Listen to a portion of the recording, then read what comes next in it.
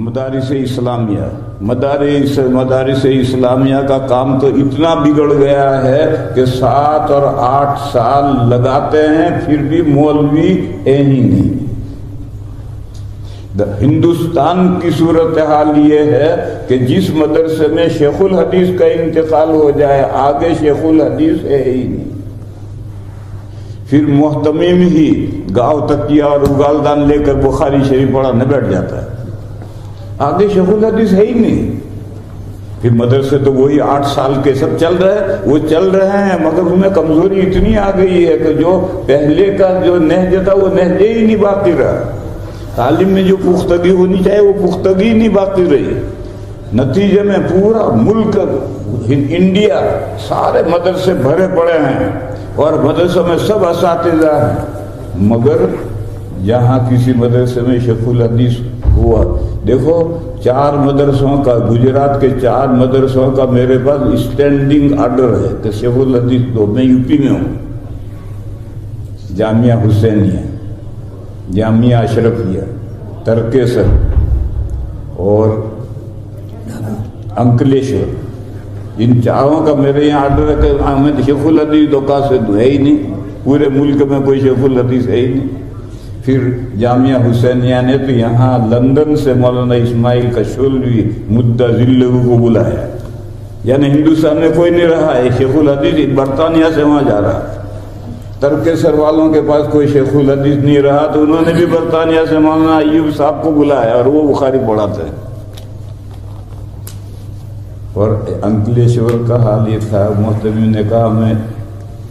شیخ الحدیث دو، میں نے کبھی کوئی شیخ الحدیث ماؤں نے جننے چھوڑ دیے ہیں،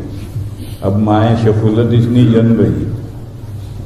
تمہارے یہاں جو محترم اساتذہ ہیں ان میں سے کسی جو بھی ہے اس کو بنا ڈالو، سب سے اچھا استاد کون ہے؟ کہنے فلاں صاحب ہے، میں نے کہا ان کو بنا ڈالو، کہنے لگے وہ نماز کے پابند نہیں ہے، ارے میں نے کہا ہو جائیں گے نماز کے پابند، بنا ڈالو شیخ الحدیث، بنا دیے۔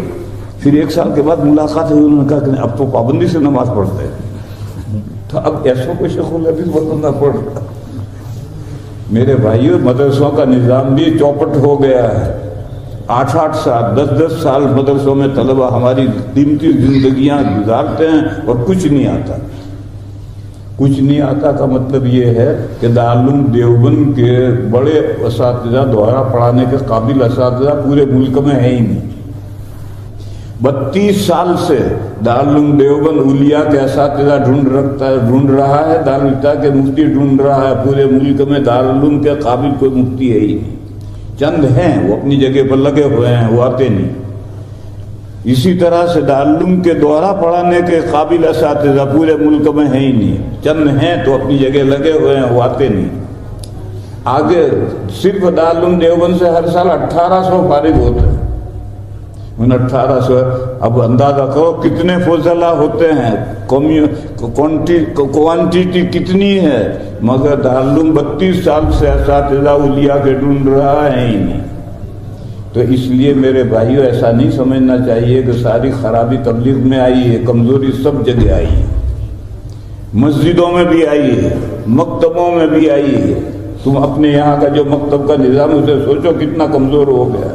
مسجدوں میں بھی کمزوری آئی ہے، دارالعلوم میں بھی کمزوری آئی ہیں، تبلیغ میں بھی کمزوری آئی ہیں، کوئی اپنی اصلاح تو کرنا چاہتا ہی نہیں ہے، جو جس حال میں ہے اس پر مگن ہے کہ سارا دین کا کام ٹھیکہ ہمارا ہی ہے، ہم ہی دین کا کام کر رہے ہیں اور کوئی دین کا کام نہیں کر رہا۔ مدرسے والے بھی یہی سمجھتے ہیں، مسجدوں والے بھی یہی سمجھتے ہیں، تبلیغ والے بھی یہی سمجھتے ہیں۔ ارے بھائی دین کا کام تو سارے 10 انگلیاں اکٹھا ہوں گی تو بالٹی اٹھے گی، ایک انگلی سے کہیں بالٹی نہیں اٹھتی، صرف انگوٹھا چاہے کتنا ہی پاورفل ہو بالٹی نہیں اٹھا سکتا۔ وآخر دعوانا ان الحمدللہ۔ یہ جو باتیں میں نے تبلیغ کی مخالفت میں نہیں کہی، یہ تبلیغ کی اصلاح کے لیے کہی، اس لیے میری باتیں ساری دنیا میں پہنچاؤ، یہ اصلاح کے لیے کہی، مخالفت میں نہیں کہی میں نے۔ میں مدرسوں کا مخالف نہیں ہوں، مدرسوں کا آدمی ہوں، میں تبلیغ کا مخالف نہیں ہوں۔ پالن پوری کی تو گھٹی میں تبلیغ پڑی ہوئی ہے، مگر جو خرابیاں مدرسوں میں ہوگی تو بیان تو کرنی پڑے گی، جو خرابی جماعت میں پیدا ہو گئی ہے اس کو بتانا تو پڑے گا، جبھی تو لوگ اصلاح کریں گے، انہیں کیسے اصلاح کریں گے؟